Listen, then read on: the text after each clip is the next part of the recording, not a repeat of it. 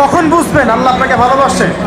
যখন আল্লাহ পাকের অনুমোদিত কাজগুলো আপনার ভালো লাগবে।